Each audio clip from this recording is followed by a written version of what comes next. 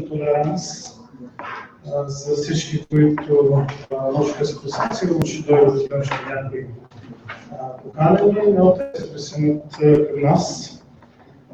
Първо искам да благодаря на дигиталната национална коалиция, по която идея всъщност се провежда това мероприятие. Когато с Гергана говорихме по темата, веднага прегърнах, тъй като дигиталната икономика дават огромни възможности пред България и трябва чрез дебат и чрез добър опит и практики да се опитаме да наложим в България този модел на работа. Само няколко факти, може повечето от вас са наясно. До края на 2016 година 3 милиарда човека бъдат вече на интернет. Това значи половината от населението. Потенциала в Европа на дигиталната икономика е 415 милиарда по изчисления и би да създаде милион и половина работни места. Така че аз мисля, че това е много важно. Лично аз като предприемач, тъй като преди да започна да се занимавам с политика, съм се занимавал с бизнес, за мен дигитално предприемачество дава страхотни възможности за иновации, за услуги, за различни продукти, които биха подпомогнали всяка една икономика. Аз се радвам, че ние имаме гост като Кале Палинг, който е председател на комисията по европейски въпроси в естонския момент, но не само това, той е всъщност законодателя, който е внесен законодателство с дигиталната и споделената икономика. И затова се радвам, че тук, тъй като аз съм много впечатлен от Естония. Бях там преди 2 седмици с госпожа Цачева на официално посещение. Мисля, че много неща можем да научим от Естония. Те са превърнали дигиталната икономика и електронната среда в едно конкурентно предимство, което го използват много добре. 59% от всички услуги в Естония могат да се случват на интернет и те се случват. Там аз мисля, че България може да взаимства от този модел, може да и ние да пренесем тези добри практики в България и това е всъщност целта на тази кръгла маса. Да видим по какъв начин, какво ни липсва, къде трябва, какво трябва да се добави, нали, както във всяка една гозба, различните съставки, за да можем да го превърнем така казано, може би в едно добро ястие или нещо, което ще подпомогне българската икономика. Аз вярвам в това нещо. И искам да завърша само с едно нещо, което обсъждахме с президента на Естония, Томас Хендрик, и по-конкретно неговото предложение за създаване на така наречената свобода в Европа или така нареченото свободно предвижване на данни. В момента, знаете, имаме 4 свободи, които са стоки, хора, капитали и услуги. И вече навлизаме в една нова ера, в която трябва да даваме свободното движение на данни, което всъщност е свързано и с дигиталната икономика и споделената икономика. Разбира се, надявам се дебата да стане може да има съседни въпроса и за сигурността, киберсигурността, която е много важна, интелектуалната собственост и права, които са също ключови в тази дигитална среда, в която живеем. И аз привършвам, искам да дам думата на Гергана си, благодарение на която и с усилията на доста голям екип успяхме все пак да организираме това. Само ако се извинявам, после за дебата ще кажа.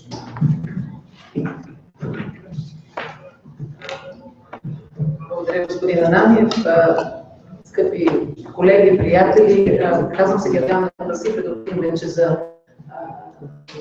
стенографските протоколи. Е добре да започваме разговора с представяне на името и организацията, която представляваме. Тук съм в качеството на председател на Дигиталната национална коалиция. Започвам с много искрена признателност на Комисията по транспорт, IT и съобщения и специално към нейния председател, господин Настимир Ананиев, който наистина буквално във въздуха припозна идеята като своя и прегърна вариантът за дискусия в българския парламент по тема, която вълнува мнозина, не само в България, не само в Европа, в света, която обаче, за съжаление, все още се сблъсква с редица пречки и на европейско, и на национално ниво. Конкретният повод за днешната ни среща е съвсем наскоро излязлата комуникация на Европейската комисия по темата споделена икономика.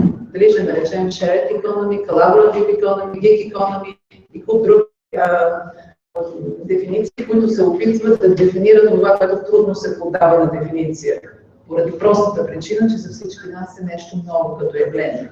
Дигиталната национална коалиция е водена от убеждение, че това ново явление всъщност се появява, за да отговори на нуждите на един широк кръг от заинтересовани лица, заинтересовани страни, започвайки най-напред от потребителите, които безспорно печелят от наличието на такава споделена икономика, заради това, че наистина има възможност да се възползва от по-голям набор от услуги, от по-добри цени, минавайки през технологии, които правят тази нещо възможност, разбира се, през бизнеса, който се включва в този процес, търсейки своята ниша, и най-вече през цялото общество, което в крайна сметка печели и от екологичните ползи, които споделената икономика носи в обществата.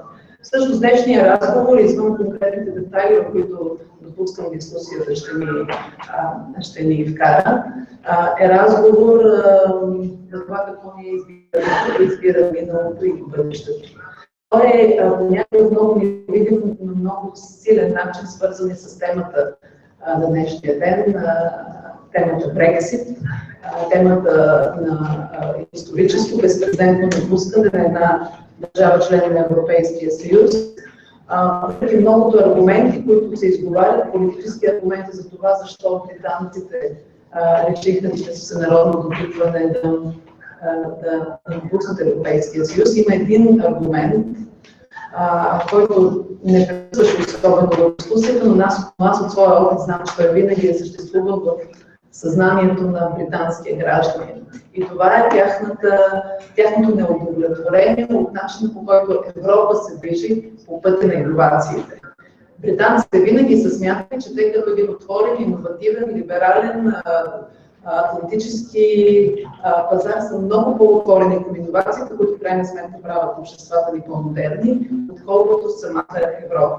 И за това казвам, че днес разговора ни ще се преплита и с този много актуален политически сюжет. Всъщност, говорейки си исторически, всяка една промяна, която се случва в нашето общество, промяната, която идва през технологията е огромна, тя понякога е непоносима, тя е непонятна за много от нас, изисква и промяна в обществените отношения. Или най-малкото такава реакция от страна на законодателя, на институциите, на регулаторните органи, която да не препятства тази промяна да се случи. За съжаление, в България не може да се похвалим с това, че тази промяна е допусната, прегърната и приета по-скоро с обратното. И затова, вземайки повод от комуникация на Европейската комисия, си позволяваме да поканим естонския законодател в лицето на Кале Палинг, който в самия доклад на комисията посочва като много добра практика за реакция на законодателя, специално по темата shared economy. Искам специално да благодаря за това, че толкова бързо и може би по-естонски Кале реагира на поканата на национална полиция. Искам да кажа, че е много важно, че тази дискусия се случва точно в парламента, защото кой, ако не демократично избраните представители, тук могат да решат как държавата трябва да реагира. Искам да благодаря на господин Танчев, представлява и Комисията по европейски въпроси в Народното събрание. И аз наистина се надявам след днешния ни разговор да се тръгнем от тук с малко повече оптимизъм, че България може изпреварващо. Вярвам, че не е късно да реагира на процеси, които се случват около нас. Светлин Танчев, извинявайте, Евгений Танчев е мой преподавател от юридическия факултет и да. Ето, няма случайен лапсус. Благодаря ви за вниманието, Благодаря ви за вниманието и наистина се надявам дискусията да е максимално полезна за всеки един от нас. Благодаря. Сега ще дам думата и на господин Палин, който има какво да ви каже.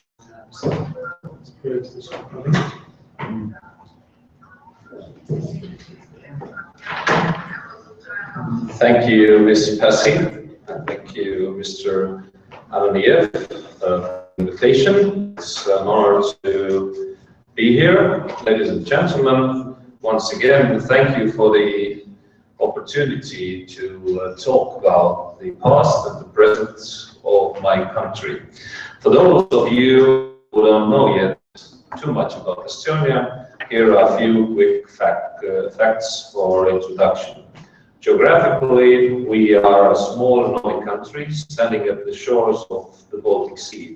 We have 1.3 million people living in 45,000 square kilometers of land, with a coastline and lots of forests. As our population density is low, more people live in Manhattan alone.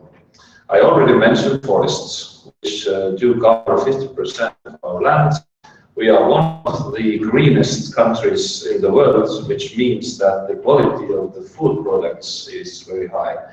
And our air is so fresh that the biggest polluters are only wireless internet or Wi-Fi networks. Besides the long history, we are oriented to the future, especially when it comes to business and innovation. You might be surprised to learn that Estonia was the birthplace of Skype, the service that we use in our everyday life. Now we have Europe's biggest number of startups per capita. In our 25 years of restored independence, Estonia has enjoyed quite a ride. If we look at just one key measure, our GDP per capita has grown threefold in the period. It stood at 55% of the EU average only 12 years ago when we joined the Union. It reached a level of 76% last year. And a third of the GDP growth has probably reached because we implemented ICT and digital services to the governmental reforms. Still, progress has been fast, and even despite of the two global economic and financial crises in the period.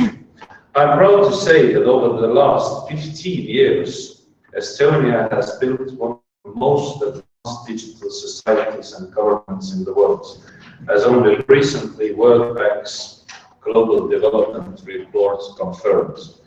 We also belong as the founders of Digital 5, group of most advanced digital governments in the world.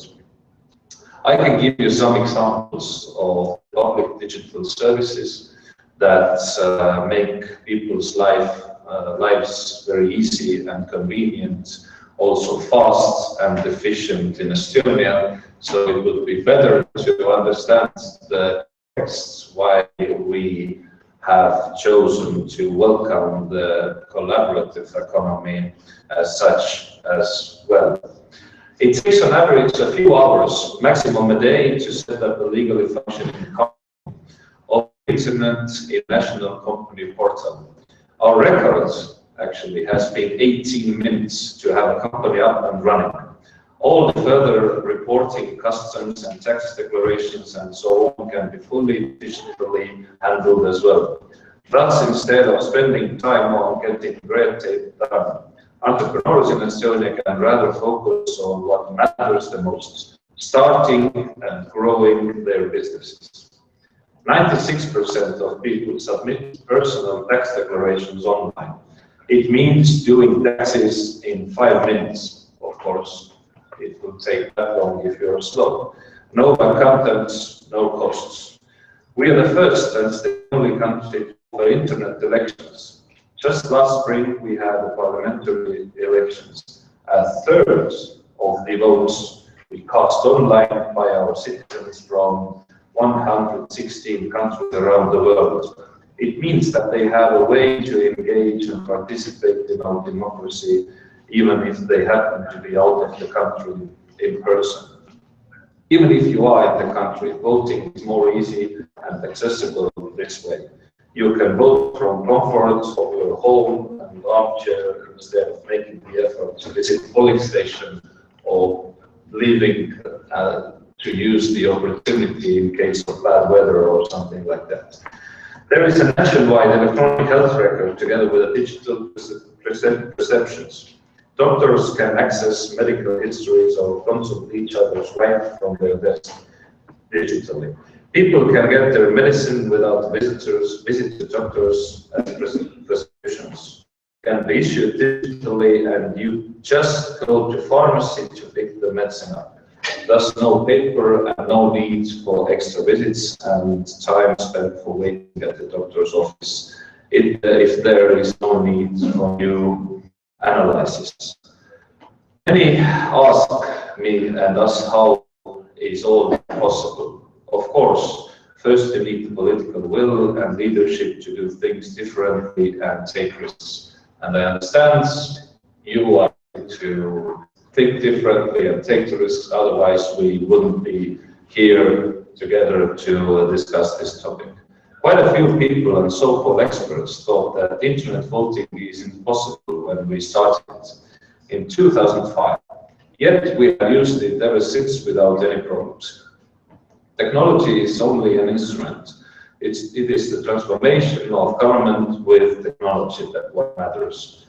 That is why we were able to do company registration so fast, for example. We redesigned the whole process of registration around technology across agencies. This includes first nationwide digital identity platform. In our case, this means an ID card or a special SIM card and a mobile phone that allows for authentication and digital signing. Both are issued by the states, and the ID cards are mandatory for all the residents. And this is the key issue. If the ID cards won't be mandatory, then the system won't start to work. Many countries have tried it and admitted to us. With our digital ID, we sign anything and everything digitally in a fully legally valid manner. From government acts to business contracts to any applications for citizens. Based on electronic identity, our government has been able to move all transactions with citizens and business online. Then there needs to be infrastructure for government-wide data exchange. We have a data exchange platform called X-Road, through which the government institutions and agencies are connected as well as parts of the private sector. X-Road allows us to transmit and exchange any data in a highly secure way between any organization and the information system. This allows us to offer people seamless services that transcend institutional silos and reuse information. In fact, in Estonia, we have once only rule, which means that under our law, government agencies should not ask people again for data that some agencies already have. Just securely authenticate yourself with digital identification, and your data will have to be pulled from the original source, even if it is in the hands of another agency. For example, the reason why our tax declarations are very fast is that we offer them pre-filled. They are based on pulling digitally together relocated data from different systems via this, let's say, highway, the backbone, which is called X-Road. Another one is to take very seriously the risk that digital life poses. which the chairman already mentioned. E-Estonia is built on trust.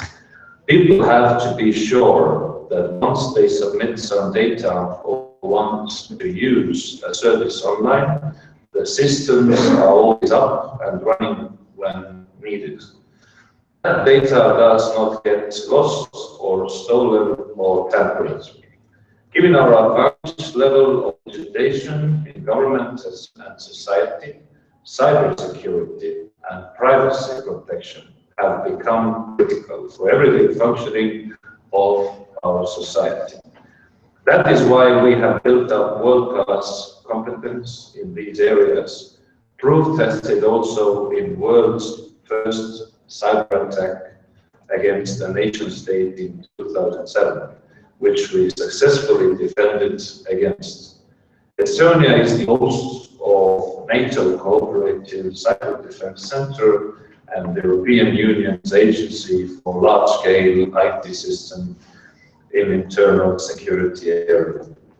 We know how to make digital life secure in close partnership with private sector and international allies. This way, privacy concerns and cyber risks do not have to be obstacle to digital development. In our view, by working actively to manage the potential risks, we can fully enable and enjoy the benefits of digital life and do more on the digital front. Indeed, we have clearly seen the benefits of doing things digitally in Estonia. On the government side, the benefits has been more efficient public service delivery and more effective governance. We deliver better value and for less money by relying on digital means, both in back office and front line of public administration. So digital government has allowed us to be a lean government, contributing greatly to fiscal burdens. Not to mention that digital tax collection has made Estonian tax system the most effective one in terms of tax revenue collected per unit in the costs in the OECD countries. But it's not just the government. People's and companies' everyday lives are more efficient and convenient. They can get most things done digitally. It saves them hassle and energy, time and money, which are usually the two main things that people are always lacking of. It does not matter if you are young or old. In Estonia, all age groups take active part in digital life and benefit from it.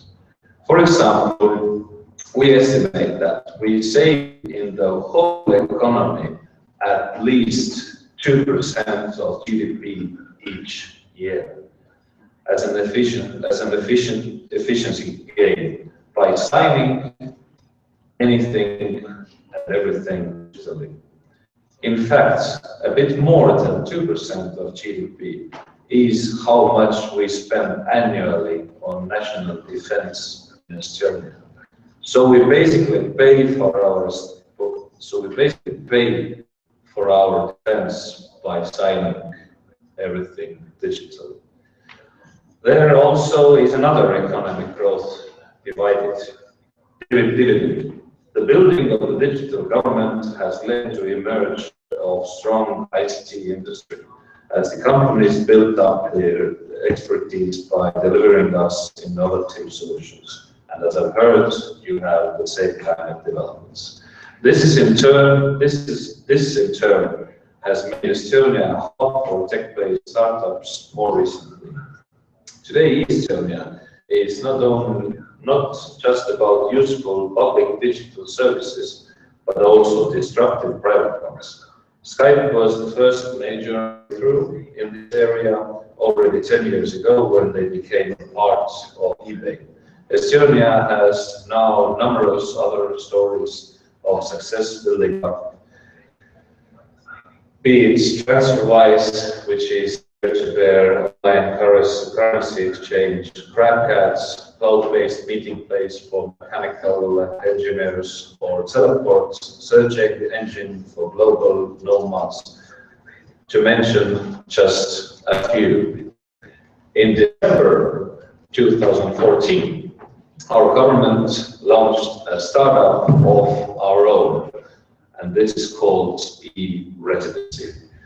We are now the first country to issue a secure digital identity to everybody in the world to enjoy our public and private digital services.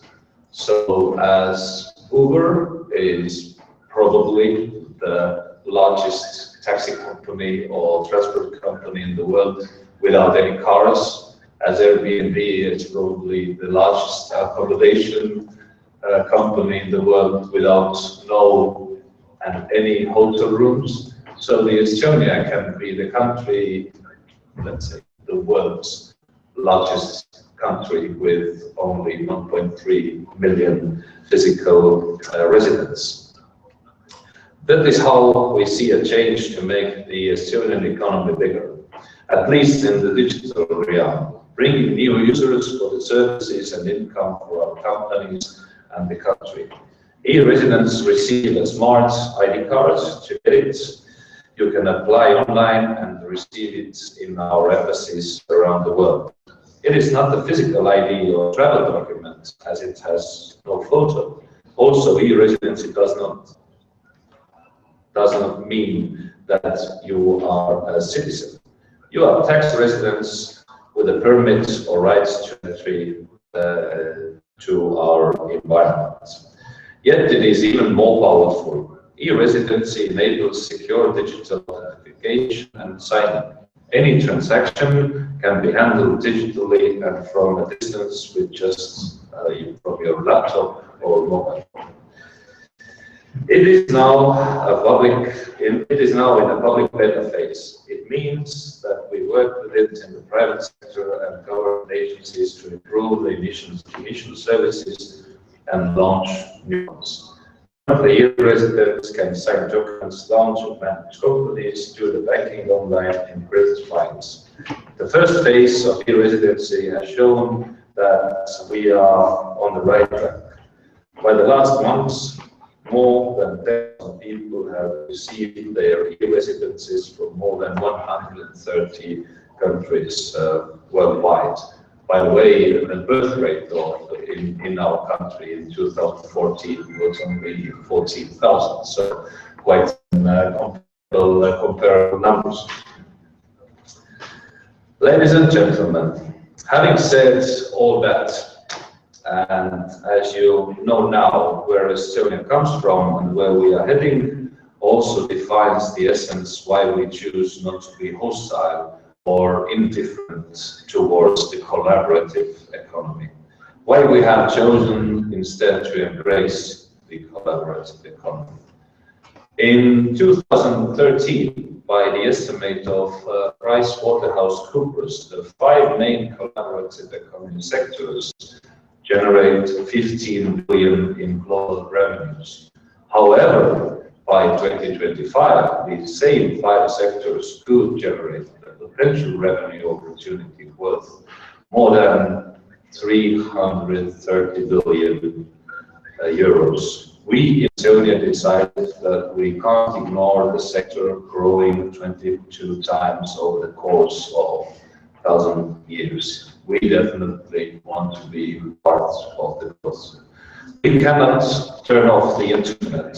The collaborative economy is here to stay, and new economy needs new regulations, rules that work in today's world.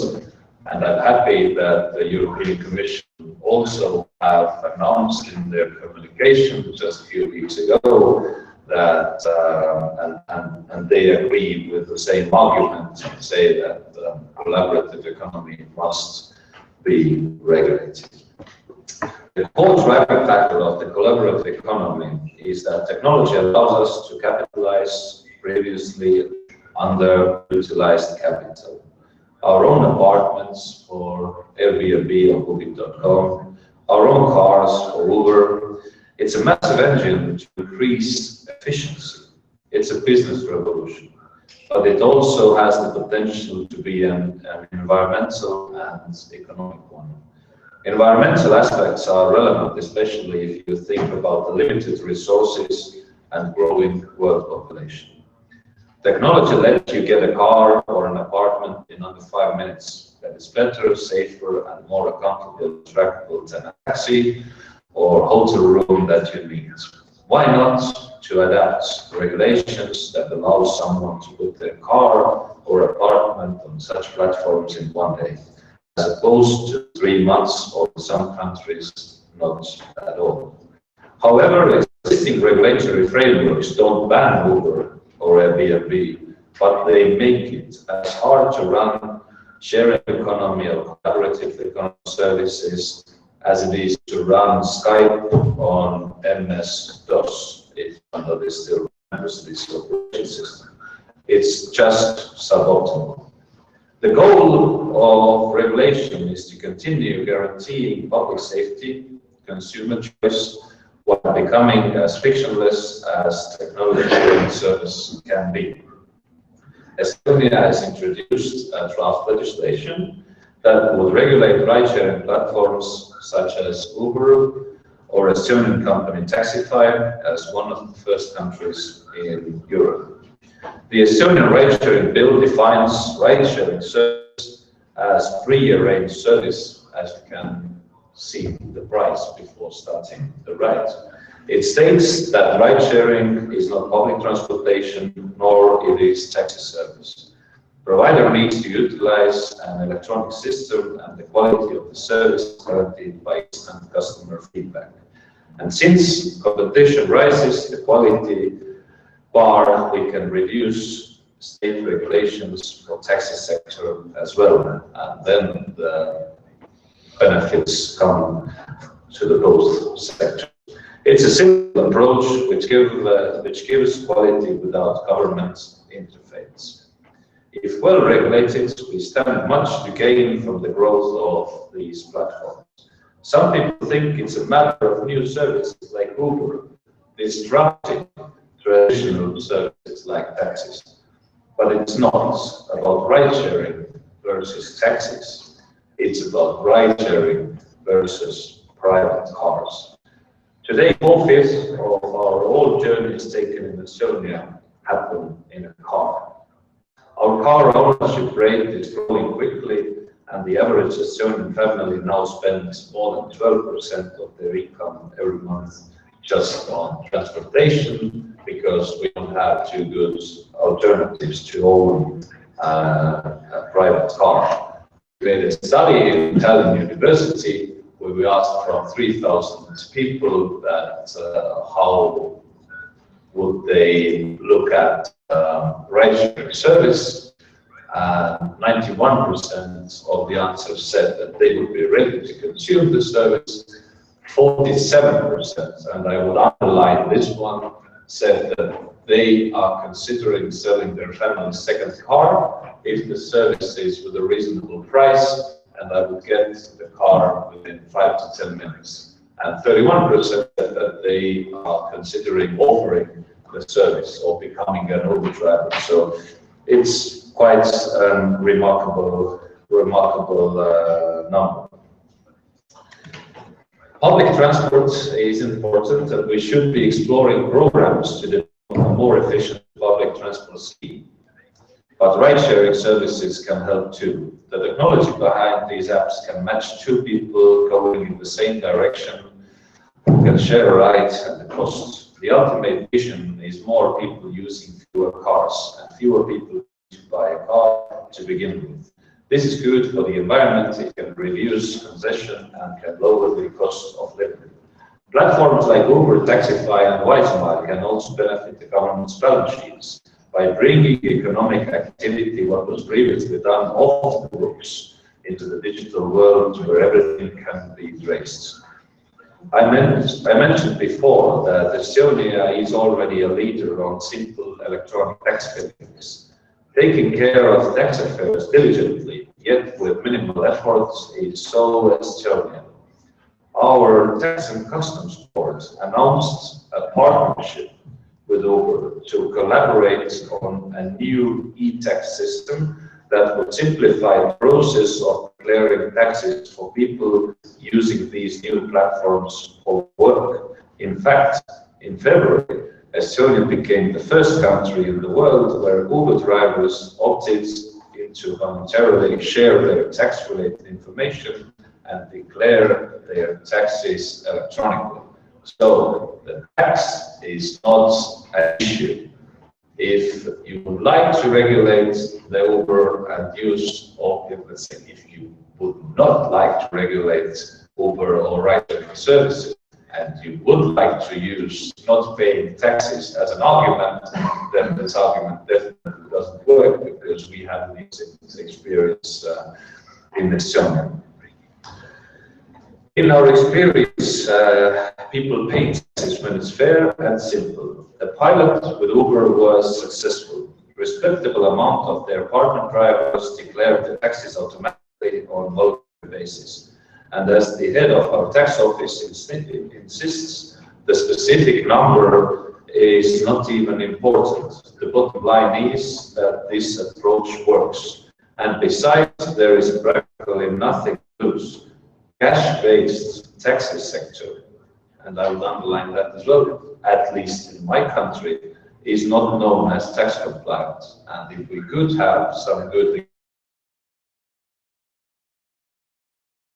information, the experience gained of this cooperation with Uber is to expand it to our collaborative economy and e-commerce platforms, and even go one step further. Recently, head of Estonian tax office offered a meeting with Uber's vice president that Estonia can provide electronic tax platform for Uber drivers globally. So I don't know what's the income tax level here in Bulgaria, but we could collect the taxes of all the Uber drivers by ourselves. Just tell us the tax level, we just put this number into our Excel, collect taxes, and we could pay it out for you or for your government in every week. So I think that you wouldn't have to invent the wheel for that. We could do it for you for free.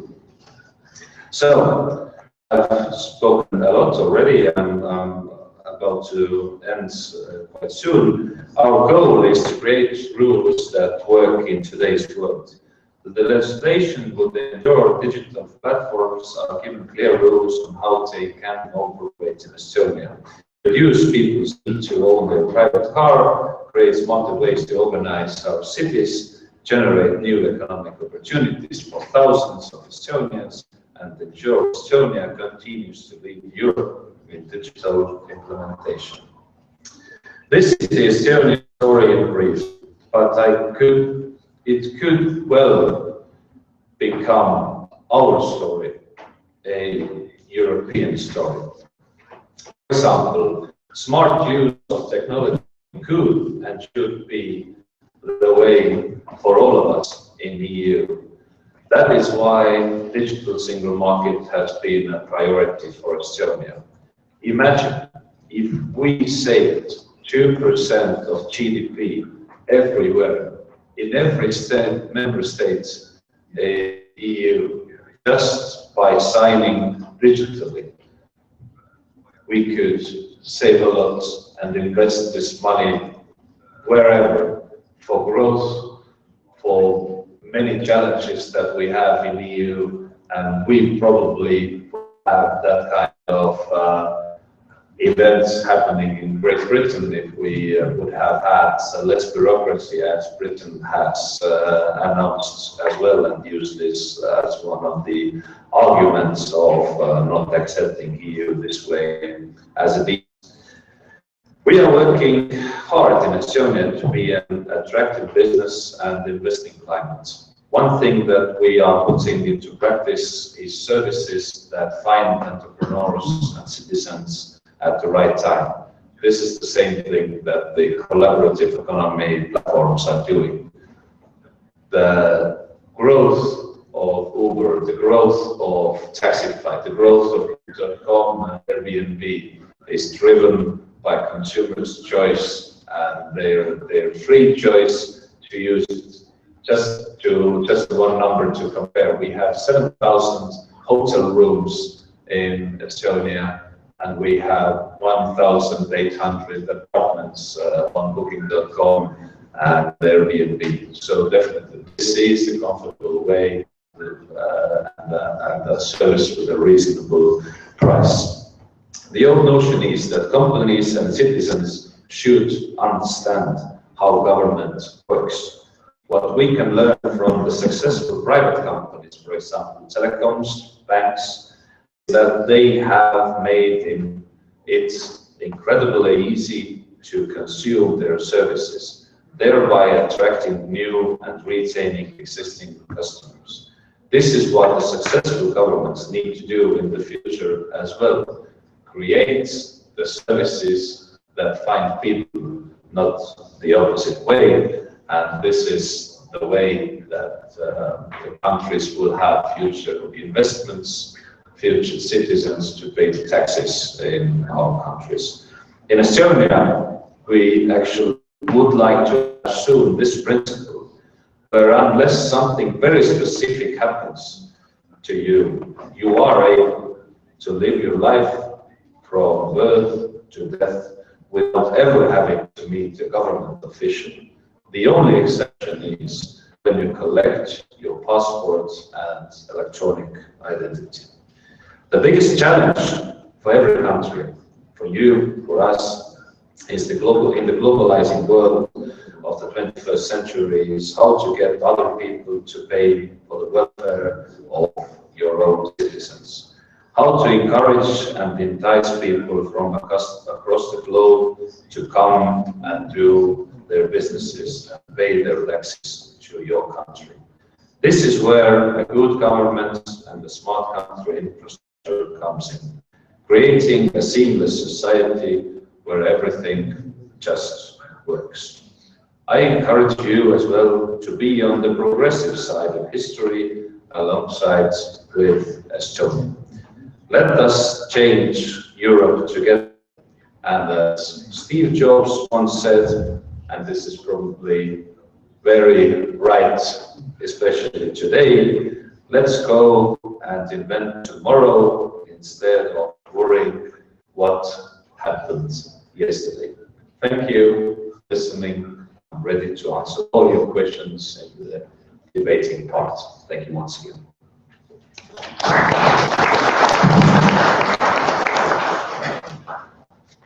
Благодаря, господин Палев, за информацията, която ми е. Само един коментар. Наистина бях доста впечатлен от тяхното електронно гражданство, което осигуряват в Естония. Всеки един от вас може да влезе на интернет, да стане електронен граждан в Естония, да развие бизнес там, без да се налага да стъпва в страната. Единствено трябва да отиде в посолство, за да може да си получи картата, която е електронната, и с която може да развива бизнес, да се отвори банкова сметка и всичко, каквото един бизнес трябва да прави. Хубаво е да се стремиме към тези 18 минути за отваряне на фирма. За мен звучи много добре като цел. Чухме как работи в Естония. Интересно да видим как може да пренесем добрите практики, работещите решения. И преди да дам думата на Десислава Николова и на Богомил Николов, които също ще ни кажат няколко думи, искам да попитам някои има ли въпроси към господин Палин, конкретно за естонския модел. Разбира се, в самата дискусия със сигурност ще има такива, но заповядайте, господин Тодоров. Добър ден, казвам се Владимир Тодоров от Българска асоциация на пострадали при катастрофи. Ще задам кратки въпроси, които са свързани с електронизацията и въобще как са решени при вас тези въпроси. Вие ни обяснихте подробно за данъчните регулации, които са наложени върху компанията Uber. Но другият въпрос, който се дискутираше преди няколко месеца в България, когато се постави въпроса да се разреши или да се забрани тази компания да работи беше свързан с безопасността на този вид превоз.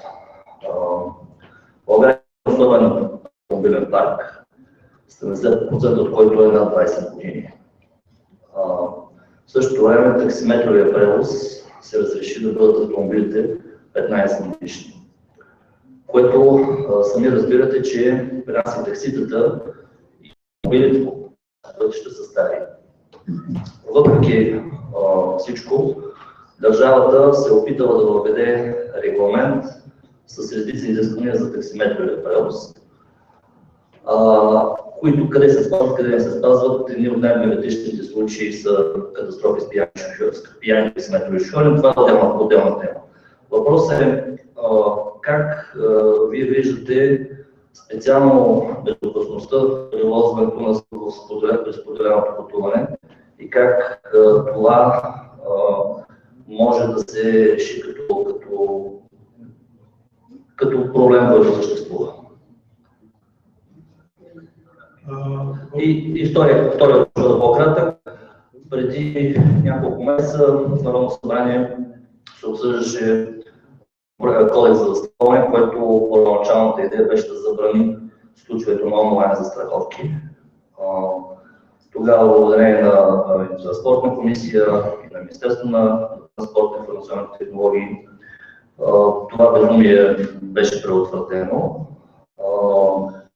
И в момента при нас могат да се случват онлайн застраховки, като става въпрос за най-масовата застраховка, това е гражданска отговорност.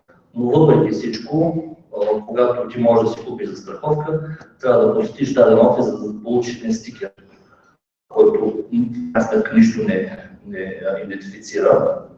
Това е втория въпрос за автомобилното застраховане, как е организирано при вас. Благодаря ви. Благодаря, господин Тодоров.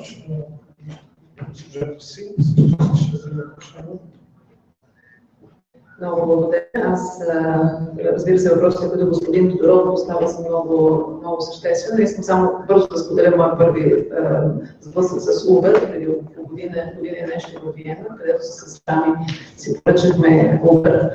И малко след като освободихме колата, пристигна на съобщение на телефона. Бихте ли оценили шофьора? По памет, рейт, оценка да може да е до 5.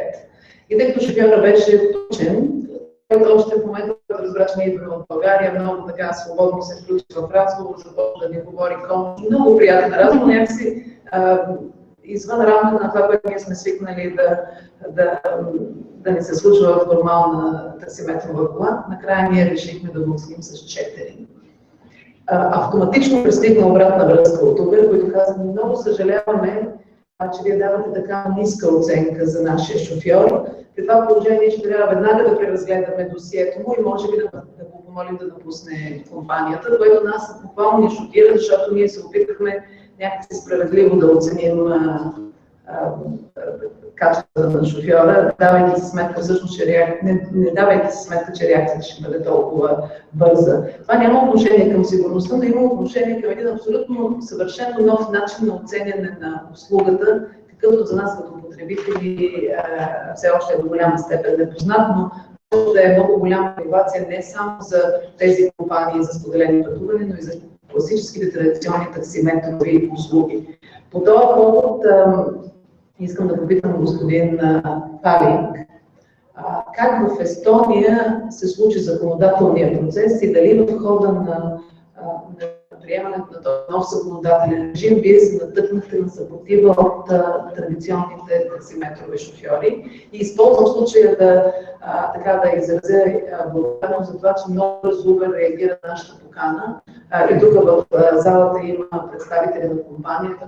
Позволявам да запитам как оценяват комуникацията на Европейската комисия и смятат ли, че чрез това, бих казала, насърчаване на споделената икономика на централно европейско ниво, компании като Uber, ние ги споменаваме като пример, не има и български пример, но е по-различен, Taxify в Естония, такъв тип компании ще намерят повече възможност за изяване на европейския пазар. Благодаря.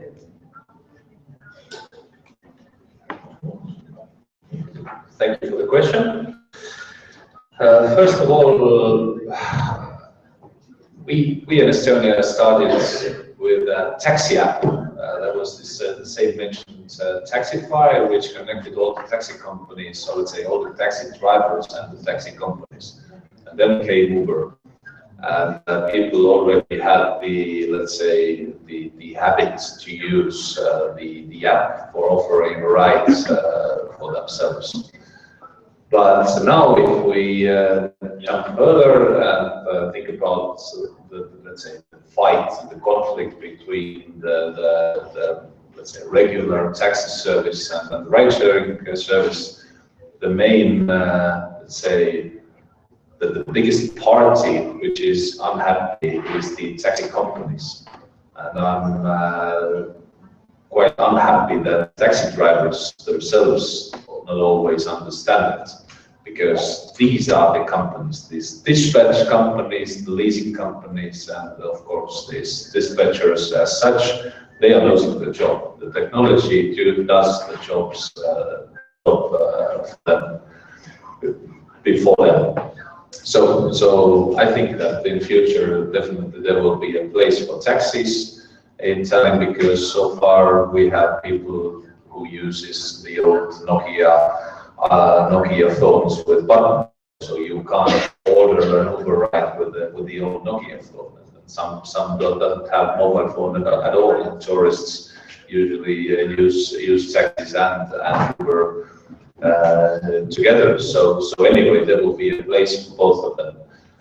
If we talk about the endurance, if we talk about the communication between the leasing companies and car owners, it all can be done, it all can be solved. If it is some digital service like we have for tax declarations, we just can add few, let's say, few lines, few ticks in the box that you have to select, that you have to inform your leasing company or insurance company that you are providing the service for 20 hours per 1 week, and then it all can be done. The insurance companies are not against, the leasing companies are not against, they just like to know that what people are doing with their cars, which are leased, and that we have the digital road authority, which is holding the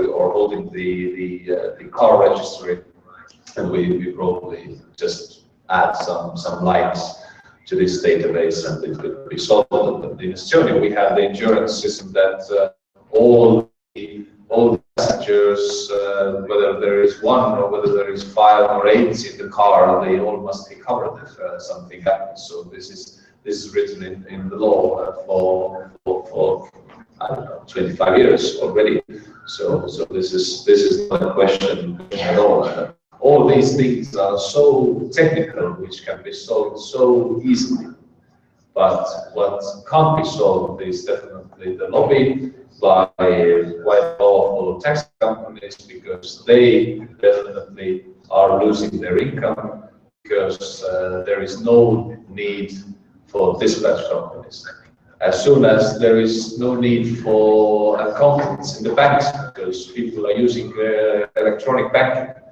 The same that we don't need so many people for the polling stations in Estonia, because we have voting, and so on. So it all comes with these digital solutions. You just need less people, less mechanical work to do, because technology does the job itself. So in Estonia, the taxi drivers have already said that they are not against the Uber service as such, because if they don't get enough income working as a taxi driver, they will move to some digital platform. It doesn't change anything for them. And many of them are, let's say, for some time they are working as a taxi driver and then working for Uber or for Taxify or for Wismile with their private car to earn extra. This is real life, but some taxi drivers have said, "Oh, this is a global vision because Uber is so disruptive somewhere, so we are supporting them here in Estonia as well, even though we don't have so direct problems with them. So this is the case in Estonia, but yes, of course, we have some 200 tribes who are against anything which can take their job off, which means that they can't wait anymore in the taxi stop in some blind corner in the city, because people just don't trust these kind of taxis and taxi drivers, because the cars are quite old. Usually they ask more than the taxi meters is showing to you, and so on, which can't ever happen in using digital platform, because as I mentioned, we call it a pre-arranged service, because in ride sharing you will get the estimate price before you start, let's say before you confirm that you will request the ride. And if there is, let's say, the market economy, for me as a liberal, works quite good. In New Year's Eve, I think the average Uber ride costs 6 times more. This is the market economy, because there are more consumers than the providers, and this is normal. For taxis, we can't allow it, because they are starting to use it probably for tourists as well. We had many examples how the taxi drivers made a big rounds around Tallinn and said that the ferry is already gone, but there's nowhere to go with ferry in Tallinn. So this is it. And we have had some taxi drivers every month. We have one accident, not accident, but one occasion when the taxi driver is drunk. So as long as there is alcohol, there will be those who misuse it somehow. So I think that there's nothing specific to put in fault of these new innovative services. Благодаря, господин Палев. Ще дам думата сега на Десислава Николова, главен журналист на Института за пазарна икономика, да ни запознае с още няколко неща, които са важни. И единствено ще помоля така до 3-4 минути да се бъдем изказване, да следваме все пак някакви правила, и който се изказва също да се казва името и организацията, която представлява, но Десислава Николова, заповядайте. Благодаря ви. Благодаря за поканата. В Института за пазарна икономика от известно време, вече от около 2 години, следим внимателно процесите, които съпътстват развитието, бурното развитие на споделените услуги, на така наречената споделена икономика. Дори наскоро участвахме в един съвместен анализ на този тип услуги в Централна и Източна Европа с няколко партньорски организации, така че ще споделя нашите наблюдения, част от нашите анализи. Съвсем накратко, какво представлява споделената икономика, както вече беше изпоменато. Това всъщност е една нова форма, нов бизнес модел на традиционни икономически отношения, т.е. тук като цяло няма кой знае каква новост, просто бурното развитие на IT технологиите, на новите поръчки, на смартфони и на апликациите за тях всъщност дават възможност много бързо предоставящите такива свободни активи да се свързват с потенциални потребители. Тоест, тук имаме наличие на някакви активи, които в момента не се използват пълноценно, не се използват през цялото време и тяхните собственици биха искали да ги предоставят за ползване. Много често тези платформи ръка за ръка със съответно приложение за смартфони. Сделките са изключително разнообразни.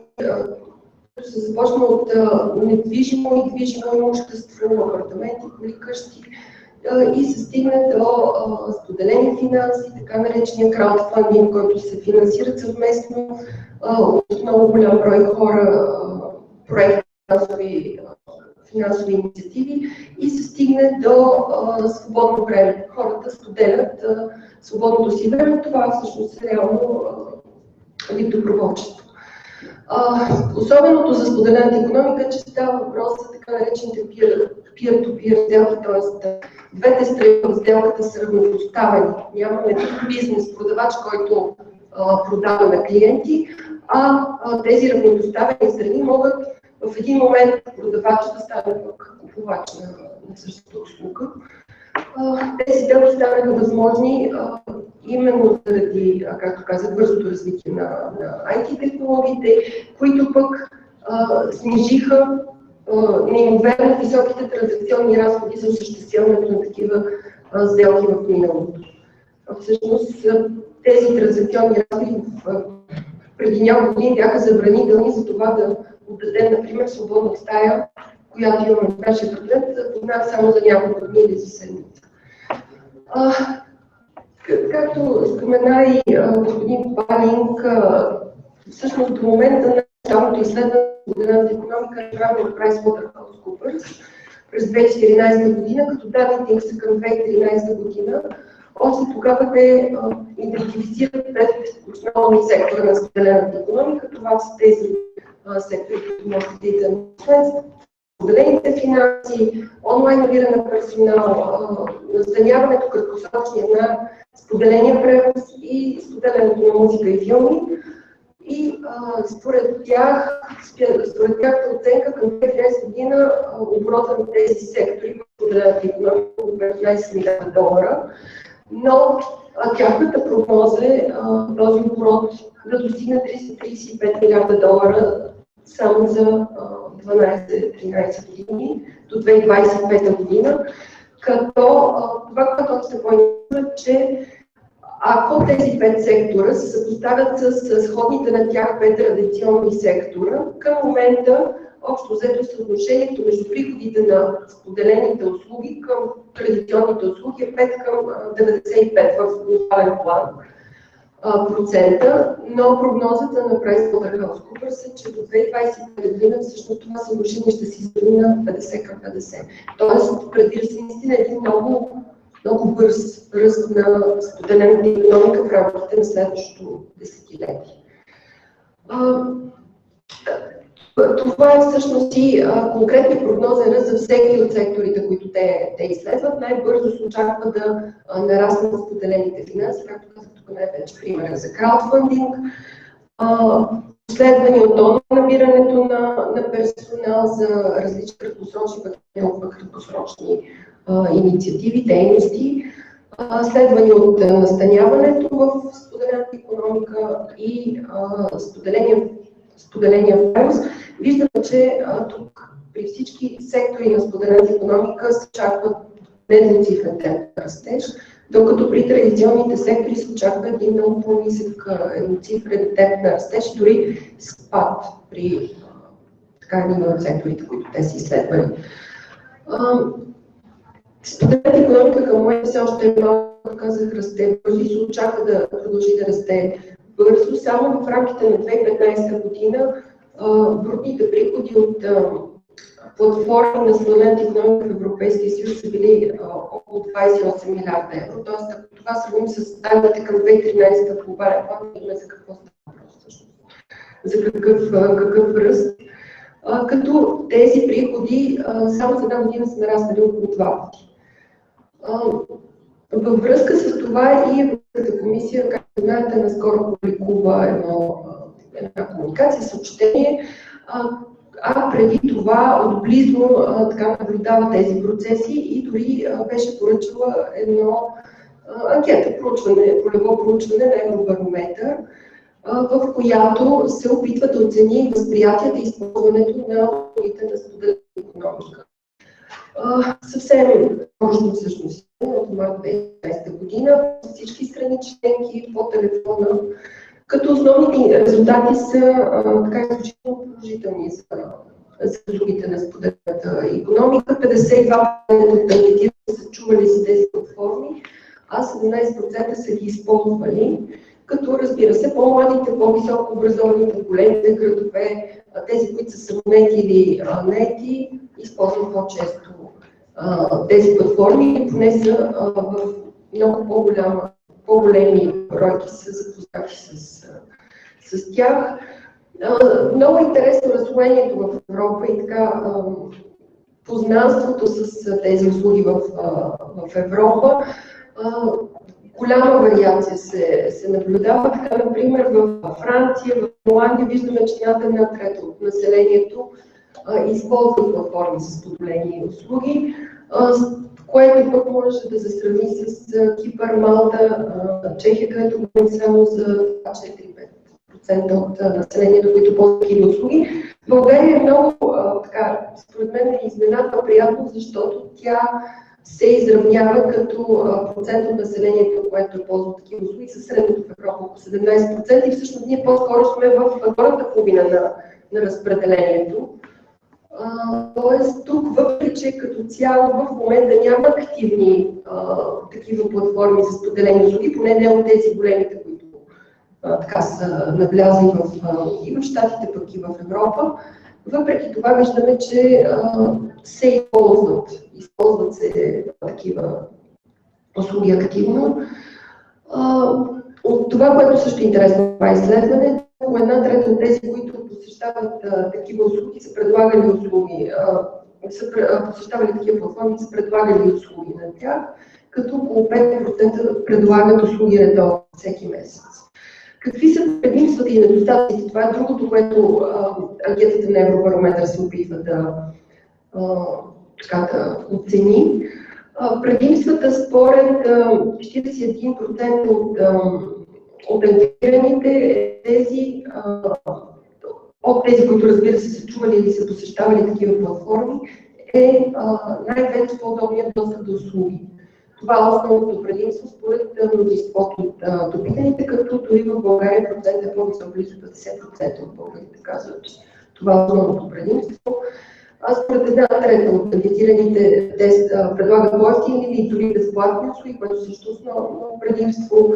Възможността да се разменят стоки вместо да се плаща за тях. Това, че се предлагат нови услуги, също си стъпват като ключови предимства. Какви са недостатъците?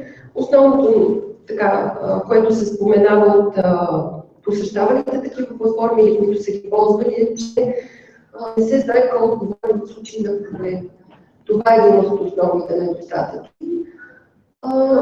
28% пък не се доверява въобще на интернет сделка, т.е. тук не е въпрос на споделена икономика или някаква друга услуга, просто интернетът не е сигурен според тях.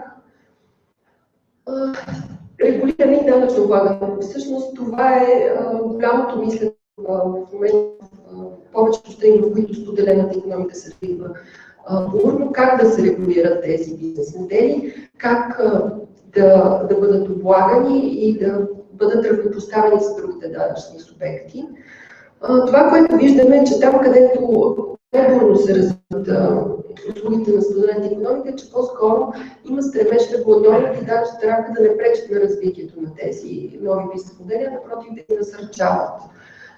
Великобритания е също добър пример, освен Естония. Там неотдавна беше увеличен прага на дохода от стая облага с около 75% от 4250 лири на 7500 лири. Тоест, тук се дава един толеранс за такива по-малки сделки, заобщо да не подлежат на данъчно облагане.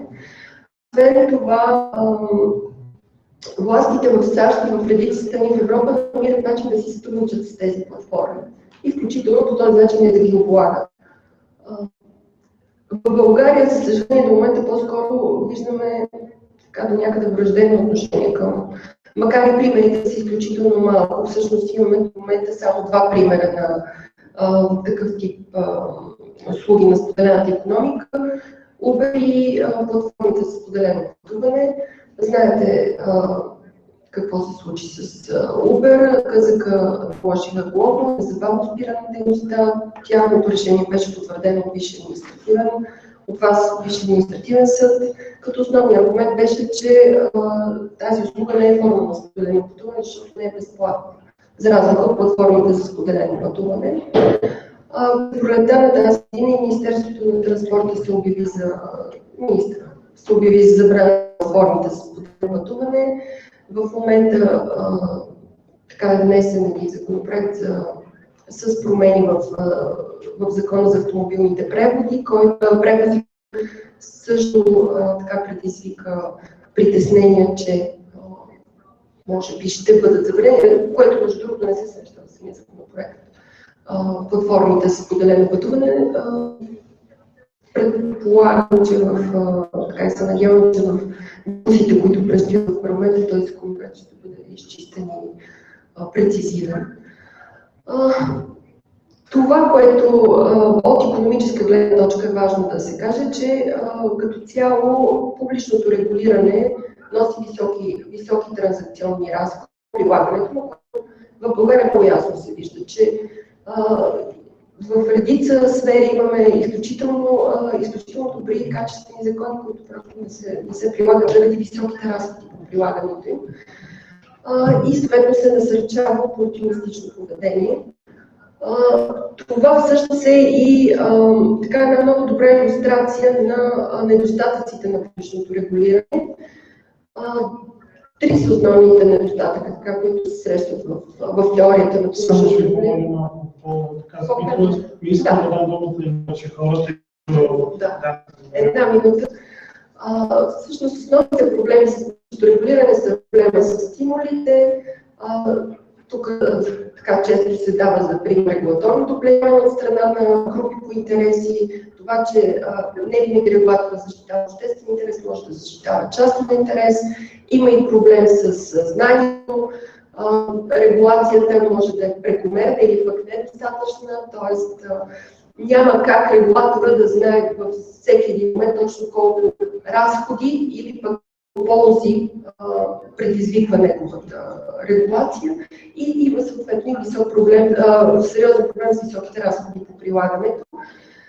Всъщност въпросът не е за избор между публично регулиране и никакво регулиране, има и трета опция, това е частното регулиране, както виждаме, че всъщност се поява с тези платформи за споделено, въобще платформите на споделената икономика. Всъщност там много ясно се вижда, че тези недостатъци се преодоляват. Всъщност и интересите на платформи, потребителите са в същата посока, т.е. тук нямаме този проблем с различни стимули от двете страни. Платформите печелят, ако имат клиенти. Освен това се решава и проблема с информацията, съзнанието, защото платформите работят на свободен пазар, те се сравняват с други платформи, получават обратна връзка от потребителите непрекъснато, получават печалба или загуба, съответно на база на която могат да съдат дали са на прав път. И разходите по прилагане реално са много по-ниски заради тези репутационни системи, за които и преждеговорящите споменаха, т.е. непрекъснато се рейтинговат хората, които участват и по този начин се насърчава доброто поведение. Т.е. тук се решава проблема с информационната асиметрия. Няма да споменавам тук това съобщение на Европейската комисия, само ще кажа, че той изненада много повече от приятно, тъй като реално препоръчва един пасивен и минималистичен подход към регулирането на споделената икономика. Всъщност дори и се препоръчва да се използва в момента и да се прегледат нормите за регулиране на традиционните бизнеси, като се изчистят от ненужни, неоправдани и непропорционални изисквания. Всъщност регулаторният подход на комисията отразява най-прогресивно мислещите правителства в Европа, както казва и госпожа Преситан, се дава за пример дори Естония на няколко места. Дори може да се прочете между редовете и критика за потисническото и забранително регулиране в някои страни. Това е накратко. Какви са изводите според мен от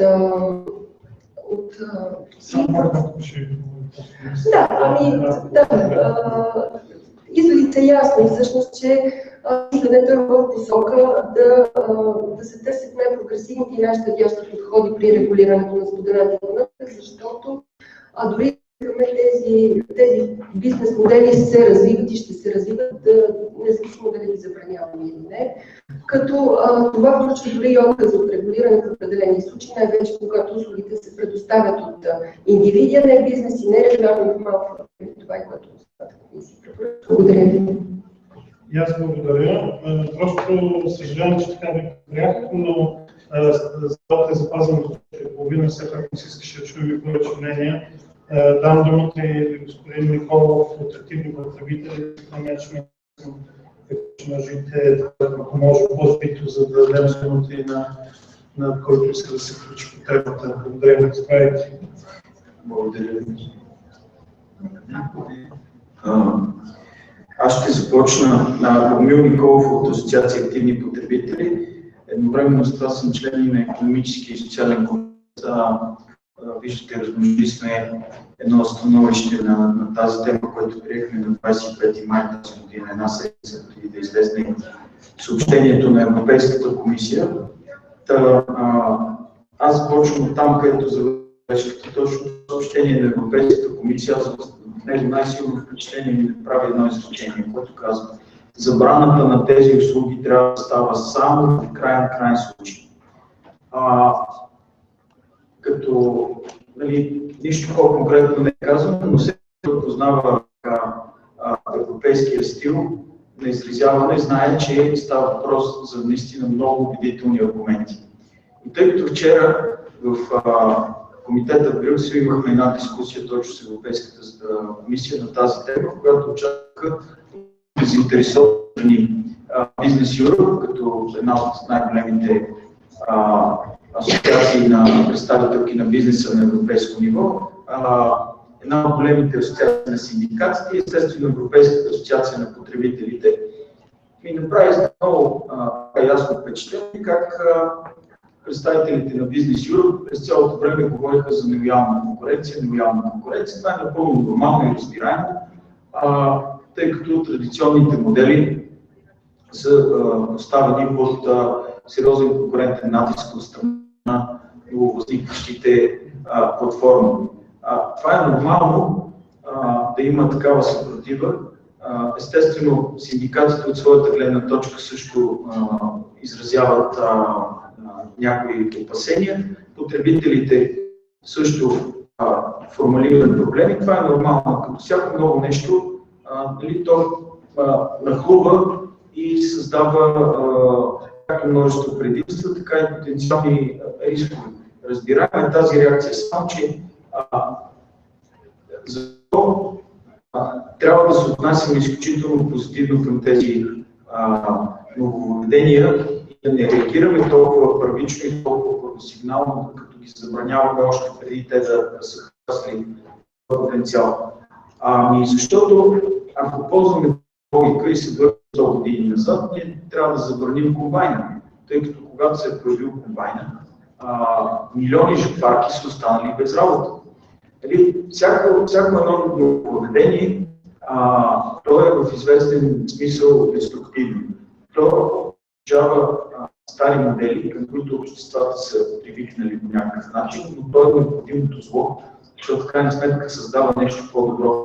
Когато Естония е създала модела на електронна самоличност, вероятно няколко десетки секретари в различни учреждения са останали без работа. Но ако погледнем сега, едва ли тези хора, които са останали без работа преди 10 или 15 години, сега се чувстват по-зле. Те просто са намерили своето ново място на трудовия пазар. Така че трябва да се отнасяме изключително позитивно и забраната на подобни дейности наистина трябва да се случва в много крайни случаи. Защото с болка искам да ви припомня нещо, което всички знаете. В България забранихме Uber, но нека да се разходи на летището и видите, извинявам се на преводачите, колко копърти ще намерим, които са готови да измамят всеки чужденец или наивник. И в крайна сметка, по-добра ли е ситуацията, в която се озоваваме сега или не? Така че много внимателно трябва да се действа с забраните, защото общо взето забраната има повече негативни последици, отколкото позитивни. И съвсем кратко искам да ви споделя така нашите загрижености като потребителски от гледна точка на потребителите. Естествено, тези платформи дават много позитиви. Място са по-ниските цени, това е съвсем естествено. Потребителите реагират, но те в същото време създават по-ефективни пазари, повече конкуренция, по-лесен достъп до пазарите и разбира се, отправят предизвикателство към някои традиционни индустрии. Таксиметровите са точно такива. И ако отидем примерно в някои държави, да кажем в Гърция, и там има определен брой лицензии, не може да влезете и да станете таксиметров шофьор. Просто защото такива са правила. Което, разбира се, ограничава конкуренцията и избора за потребители. Няколко думи за рисковете, които може би дори някои от нас не подозират. Поради неизяснен правен режим на това, който доставя услугата, много лесно може да се заобикалят съществуващите правила и оттам да се развиват нелоялни практики, които няма да могат да бъдат уловени от закона. Няма време да го разяснявам. Също така, рейтингите, които няколко пъти бяха споменати, и репутационни системи много лесно могат да бъдат направени по начин, който да не е надежден. Така че трябва много да се занимава с това нещо. И по някакъв начин трябва да бъде регулирано, за да не се появят такива подвеждащи платформи, чието рейтинги просто са нагласени. Също така, проблема за личните данни. Не знам дали си давам сметка какво огромно количество лични данни разкриваме и дали няма възможности с тях да бъде злоупотребявано. Това трябва да се регулира задължително. Също така, колкото и звучи странно, платформите създават риск от възникване на нови монополи. И ако в момента не мога да ви посоча пример, вероятно след 5 години разговорът ще бъде друг. Напълно възможно е и тези монополи ще бъдат основани основно на зависимости, в които са влечени потребители. От една или друга мека форма, в един момент те просто няма да могат да избират свободно. Ще се окажат заключени в някакъв монопол. И на последно място, нещо, което колеги наричат share washing, по примера на green washing, това са заблуждаващите твърдения, които много лесно могат да си пробият път чрез тези платформи, ако няма надежни филтри и няма, разбира се, регулации. И завършвам с изречението, че ние очаквахме като че малко повече от Европейската комисия, тъй като на този етап от съобщението от 2 юни стана ясно, че тя не бърза с предлагането на регулации, което обаче ни притеснява, че може отделните държави много бързо да въведат национални регулации и след това създаването на обща европейска регулация вече ще трябва да стъпи върху съществуващите. Така че мнение и като асоциация на потребителите и на Европейския икономически комитет беше, че може би макар и не всеобхватни или много съвършени, тези регулации трябва да по-скоро да бъдат доведени на европейско равнище, защото държава по държава оставим тези неща, вероятно ще се отдалечим от целите на общите пазари на глобализацията. Благодаря. Благодаря, господин Николов.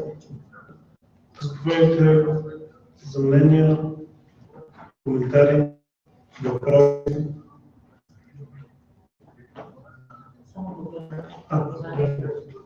Решите, че тук сред нас се присъства представител на Европейската комисия, госпожа Рина Цветанова, ако има желание да се включи много накратко. Както и ще е любопитно да чуем и представителите на бизнеса, които са представители и на Баском, и на Байт, на самите Uber, всъщност би било загуба да не ви чуем тази дискусия на стартап общността, така че много кратко възможно да включим всичко. Благодаря, госпожо Васи, благодаря за предоставената възможност. Аз имам презентация, която е доста обширна, ще гледате да се съкратя максимално, защото вече, както чух, бяха коментирани основните елементи на... Ако време може да разпространим електронно, да се ограничи до едноминутно мисля, че това е много добра идея. Ние така не сме разпространили вече и самата комуникация за медиите, колегата мисля, че вече раздаде. Значи, това, което чувам сега, всъщност това на основните елементи на програмата за икономика на споделянето. Да, действително ще се спра само на първите коментари, които чух, именно за това, че няма краткосрочна яснота кога точно ще се регулира и кога ще се вземат конкретни мерки. Това не е съвсем вярно. Има програма, предстои в най-скоро време колегите да се вземат с това. Не може да се каже на конкретни срокове, но със сигурност няма да се изчака държавите членки да регулират на национално ниво, след това ще се случи. Действително, това казахте абсолютно вярно. Тук икономиката на споделянето расте бързо, вие най-добре знаете, защото сте в този бизнес, в този сектор, познавате го отлично. И целта е да се създаде една единна стратегия, чрез която да се помогне да се развие тази икономика на споделянето, да се регулира на общо европейско ниво. Заместник председателят на Европейската комисия Юрки Катайнен, който отговаря за заедостта, растежа и инвестициите, много ясно заяви, че за да бъдем по-конкурентоспособни в Европа, трябва да има иновации, независимо дали са в сферата на продуктите или на услугите. И единствено икономиката на споделянето би могла да спомогне това да се роди следващото икономическо в Европа. Също така комисарят по въпроса на вътрешния пазар, промишлеността и предприемачеството Елжбета Бейковска също сподели, че икономиката на споделянето дава възможност на потребители и предприемачи да се възползват правилно от нея, само единствено ако тя е подходящо правилно регулирана на европейско ниво. В този смисъл тя прикани страните членки да преразгледат разпоредбите си в светлината на тези насоки и Европейската комисия предлага техническа подкрепа на всяка една страна в тази насока. И последно само ще отбележа основните елементи на съобщението, наречено Европейска програма за икономика на споделянето, което лично за мен е малко странно заглавие, защото много неща е ясно точно се има предвид от европейска програма. Но се надяваме, че на политическо ниво скоро ще има по-яснота. Значи, на първо място, какъв вид изисквания за пазарен достъп могат да бъдат полагани. На второ място и много важно, кой носи отговорност за възникне проблем. Как потребителското право на Европейския съюз да защити потребителите, това беше сега помня. Кога съществува трудово правоотношение, това също предстои да бъде ясно регулирано. И какви са данъчните правила, които са в сила. В съобщението се приканват страните членки да преразгледат и когато вместо да променят съществуващото законодателство в тази насока, като разбира се колегите от Генерална дирекция ГРО, те се занимават с тази променяща се регулаторна среда и следят тенденциите, като вече те имат готовност и подготвят съвсем конкретни разпоредби, които се надявам много скоро да бъдат оповестени. Приканваме също така на края на пресъобщението имаме списък с често зададени въпроси, имаме работния документ, разбира се, имаме презентация доста подробна, за съжаление само на английски език за сега, но ще подготвим превод на български, която ще представим да я дадете. И също така много интересно да си резултатите от Европарламента, които беше представила, те ясно показва, че наистина има голям интерес и голяма полза в това да се развива платформата за сътрудничество, ще да се развива икономиката в тази посока. Това е от мен. Много благодаря за вниманието и ако имате повече въпроси, ще се радвам, ако не мога аз да отговарям, защото не да ви предам към колегите, които се занимават конкретно с тази област в Брюксел. Благодаря. Виждате, ще вземете ли отношение? Would you like to take yes? Yes, thank you, Mr. Chairman. Thank you, first of all, for the invitation to be here. It's an honor for us. My name is Jonathan Gusta. I cover public policy issues in Central Eastern Europe. My colleague Anthony is our general manager for Eastern Europe. We're honored to be here and talk about this topic and be here with other companies representing the sharing economy. I think first, I'd like to offer a very brief answer. I think the question that was mentioning us as a company before. I'd say that, and then move to the sharing economy topic. The very short version of it is that in terms of safety and accountability, digital services allow for accountability in the mobility services completely.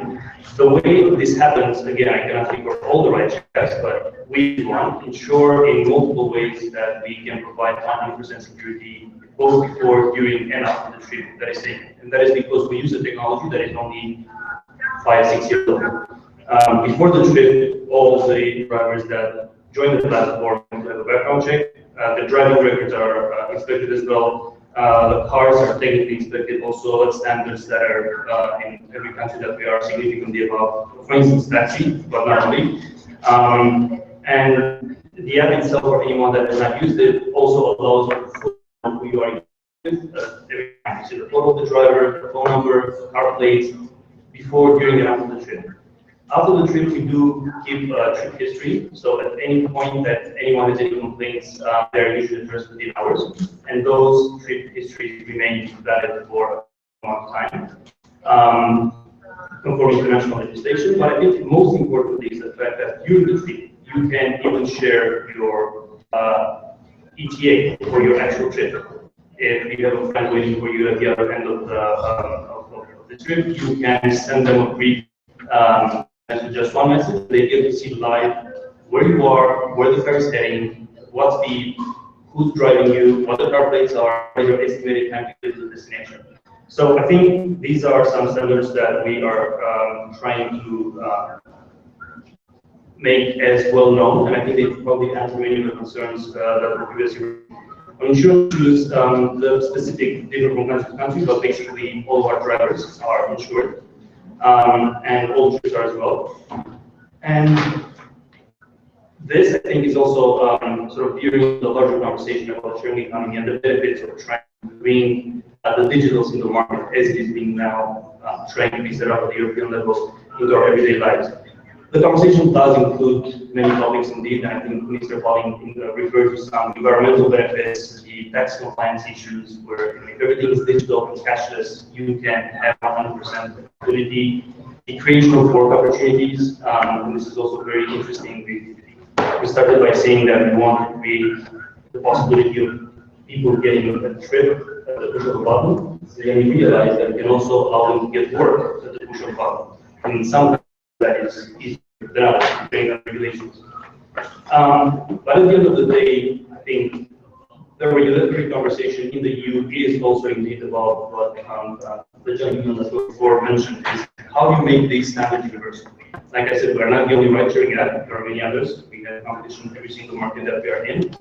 But those countries that have moved in the direction of regulating ride-sharing as part of the bigger sharing economy dimension have chose to take these standards that we have created and implemented and then force them upon the whole industry, which has already happened in 70+ jurisdictions around the world, in 4 states actually in the European Union. Mr. Colleagues have Estonia first, but Lithuania, Latvia, and Romania also recently did legislation aiming to do the same thing. They were taken stock of, as our colleague from the European Commission mentioned, by the European Commission most recent guideline. And this is, I think, the moment where we are right now, both in terms of making room for the sharing economy potential and also addressing the legitimate concerns of those wanting to see a safer and more economical and more digital way of solving mobility needs. Благодаря. Само искам да добавя, че както знаете, и ние направихме нашите малки стъпки в посока и за електронно гласуване, и за агенцията, която се създаде за електронно управление. Така че аз мисля, че като цяло държавата оценява потенциала и вижда нуждата от цялата електронификация, ако може така да се взиме, и нуждата може би да се борим с бюрокрацията, може би ето да изправиме дигиталната и споделената икономика срещу сивата икономика като възможност. Така че от моя гледна точка, аз мисля, че това трябва да е приоритет на правителството. Както знаете, и Естония, и Великобритания, тройката трябва да води председателството. Разбира се, Брексит може малко да размеси картите. Това ще разберем тази седмица, тъй като ситуацията е доста динамична. Просто с часове, защото четах различни новини, които излизат, се променя самата обстановка, но независимо от какво ще стане с Великобритания, Естония и България са част от председателството в 2018 година. Разбира се, Естония по принцип тя е втора, след Великобритания, България е трета, в втората половина на 2018, така че може да се наложи малко да се върнем напред, но това ще се реши на съвета, който е на Европа. Лидерите на Европа се срещат точно да обсъдят тази ситуация. Някой още иска ли да вземе отношение? Да, заповядайте. Да, благодаря, Румен, казвам. Аз мисля, че усилията за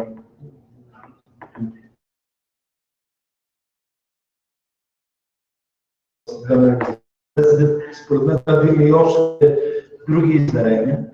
Например, политиката за отворени данни.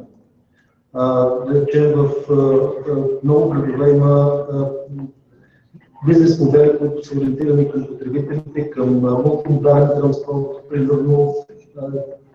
В смисъл да стане задължително отварянето на данните на публичния транспорт, за да могат да се катализира този иновационна екосистема. Същото важи за разработчиците на софтуер, в смисъл от на код, отворените иновации,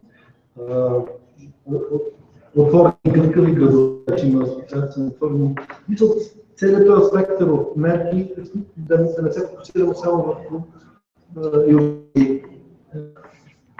това искам да благодаря. Да, благодаря. Аз съжалявам, имахме и представители от Министерски съвет по Божидар Божанов и също така и Васил Величко беше поканен. Те са привърженици точно на тази отворен ход. Аз мисля, че има такава нагласа на това ниво. Разбира се, нека да видим и действията, защото знаем, че някой път, за съжаление, може да се случи разминаване в тази посока. Но аз мисля, че Uber е просто пример, който се използва, тъй като България, знаете ли какъв опит тук се случи с него. И това е една електронна платформа всъщност. Идеята е ние да работим за електронните платформи, които са всъщност иновативен начин за дигитално предприемачество и за правене на бизнес. А по този начин да работим и за българската икономика.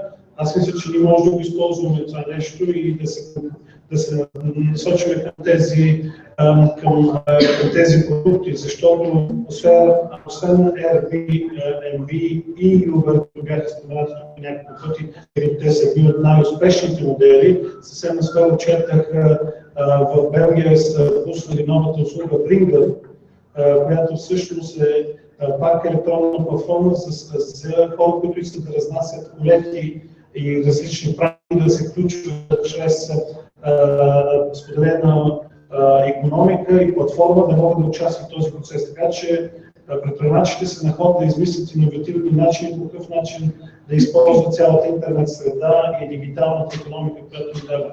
Заповядайте ви и след това господин Параник искаш. Здравейте, Стамен Кочков, председател на Българска асоциация на софтуерните компании. Понеже искахте мнение от бизнеса, съвсем просто. Бизнеса работи с доволни клиенти. Всяка услуга, която води до намаляване на цена за сметка на повишаване на качество, гаранция, че също води до добри и доволни клиенти. Това ги прави лоялни клиенти. Така че тази гледна точка, това, което споделената икономика или икономика на споделянето им предоставя, е точно такъв услуга. По-ниска цена за сметка на транзакционните разходи и по-високо качество, което самите провайдери, т.е. тези, които предоставят услугата, могат да осигурят.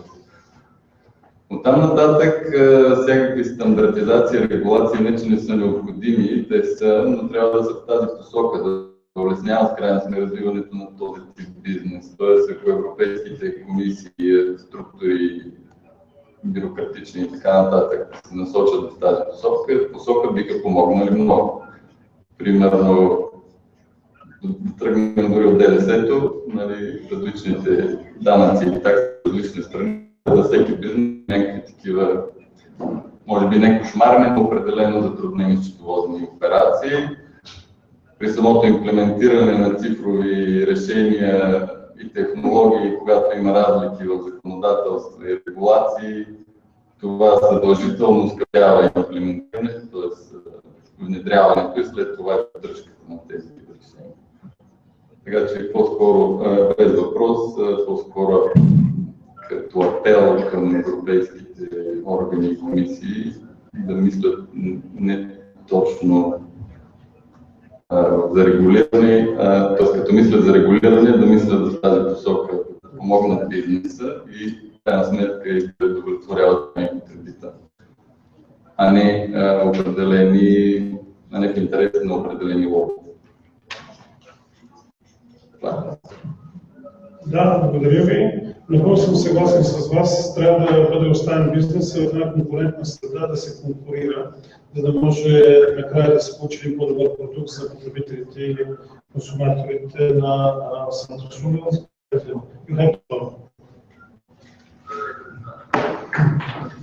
Thank you. I just wanted to add a few things, and I like what the previous gentleman just said. But I would add that not only business can work, survive and grow and be happy with the happy customers, but the states can be also happy with the happy citizens.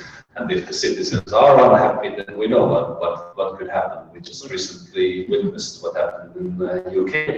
So that is probably the good examples how not to do politics. But I think that for us, for politicians, I don't know how many politicians we have currently in this audience, but the duty for us is actually to work for the citizens, work for the customers.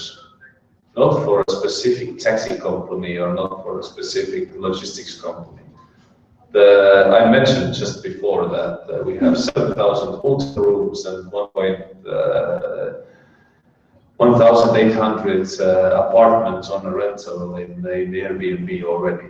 I don't know exactly how many Uber drivers we have, but we have 4,000 taxi drivers involved. We have more than 1,000 Uber drivers in Estonia, so people want to provide these services, and also people want to consume these services. Otherwise, we won't have the service providers as much as we have them in our markets. So I think that if we could change that paradigm, that the citizen could have more power lobbying the governments and parliaments than the specific old school transportation companies, which are not always, let's say, not so closed-minded. I think that there is an opportunity for them to survive and luckily and successfully compete with Uber as well, if they would like to be innovative as well. In Estonia, we have 2 tech companies who have announced that they are very happy that this service is on the market currently, because it would clear up this part which was in the middle. So these taxis and taxi drivers who didn't respect all the rules and regulations that have already written in the law. Not talking about the good service that the Uber drivers and taxify drivers are providing currently, but they are just currently not regulated as taxi drivers are. But in the future, and the representative from European Commission also mentioned how to regulate. And I think that we can't stick on accommodation, lodging service and transport service only. In the future, India has a new startup by Skype founders that they invented this robots which will deliver pizza for you. And this is the most famous Estonian startup currently, and I don't know if you knew that 1/3 of all the car rides in the world are done because of go to shop and come from shop. And if we could replace these car rides with the robots, which are just hanging beside you on the sidewalk with a speed 6 km/h, just as fast as the average pedestrian walks, and they could deliver the bag with less than €1. I think that it makes again reasonable choice to quit your car and then order the pizza of all the goods you need by robot. But anyway, just to come back on the regulation, I think, and as the European Commission also said, that collaborative economy is a very good way of starting a business. So if we think this way, then I think that the best opportunity is to regulate this individual who wants to participate in the economy. We can't regulate a digital platform. Probably these IT entrepreneurs understand what I mean, because this is so hard to do, but it's easy actually to regulate individuals. Those who like to rent the apartment, they have some regulations for the apartment and some, let's say, ticks in the box that they have to be filled before they can provide the services via this platform. And the same with the cars. And we in Estonia even are let's say discussing with Uber and Taxify that why don't we make this, let's say, controlling part, which Uber does by themselves currently. That this car is okay, the driver has at least 2 years experience, because for now, because of this e-residency, we changed the law that you can open the bank account without visiting Estonia. And the identification is done in the embassy for the bank.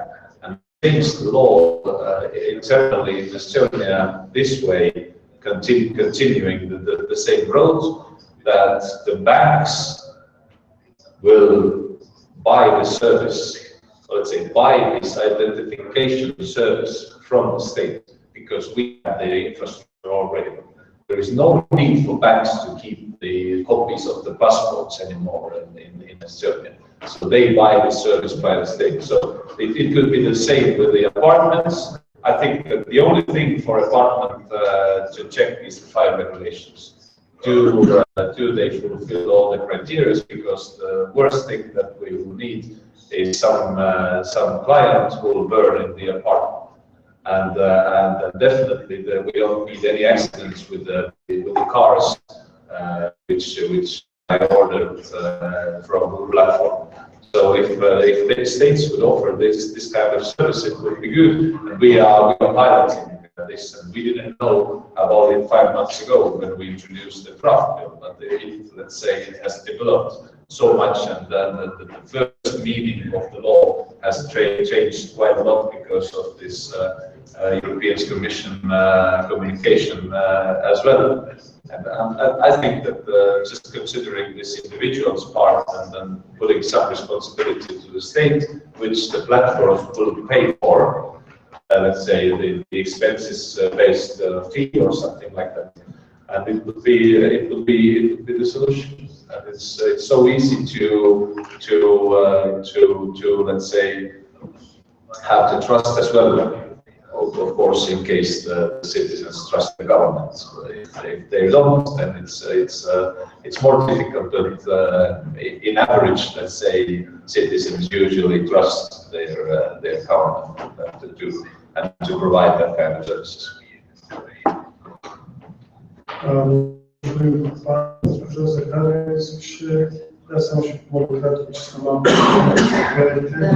Разбирам, че времето е кратко, освен това преждеговорящите казаха повечето неща, които искат да споделя. Аз съм председател на бизнес съвета към съвета за електронно управление и същевременно обаче съм главен съветник на управителната компания, която е много силно регулирана в телекомната сектора. Какво съм да споделя с вас? От времената, в които металите са лишенавстър, стана ясно, че не може да се забранява нещо, което е незабранимо. Традиционните компании, традиционните бизнеси трябва да ориентират начин, по който работят към съвременните изисквания, включително на споделената икономика. Същевременно обаче ролята на държавата е да създаде еднакви правила, тогава, когато става дума за предоставянето на едни и същи. Same service, same rule. Това е език, който би трябвало да работи и в споделената икономика и компании като нашата, защото според мен растежа се гарантира най-вече от лоялната конкуренция. Освен всичко друго, освен персоналното участие на всеки граждан в икономиката, преди всичко и от лоялната конкуренция, а лоялната конкуренция е базирана на еднакви правила, когато става дума за едно и също друго. В този смисъл ние приветстваме всички опити на Европейската комисия с оглед на новия пакет от законодателство да облегчи съществено регулаторната тежест, която твърде регулираните бизнеси с оглед на голямата конкуренция. Благодаря много за изключителната дискусия. Много интересен опит беше споделен. Благодаря. Ще се спря само след като други съмати да нанесат, тъй като сме вече малко времето напреднали. За мен лично, като председател на Транспортна комисия на Националните нови съобщения, е много важно да се дава възможност на частния бизнес да може да се развива, работи свободно. Привърженик съм на идеята повече бизнес, по-малко държава. Значи държавата да се меси по минимален начин в правенето на бизнес. Лично в момента с мои експерти мислим варианти по какъв начин да дадем възможност на електронните платформи да създават собствен бизнес, да могат да развиват бизнес в България, да могат да инвестират в България, да създават работни места в България, да създават икономика в България и по какъв начин да стане това, както е в цял свят, в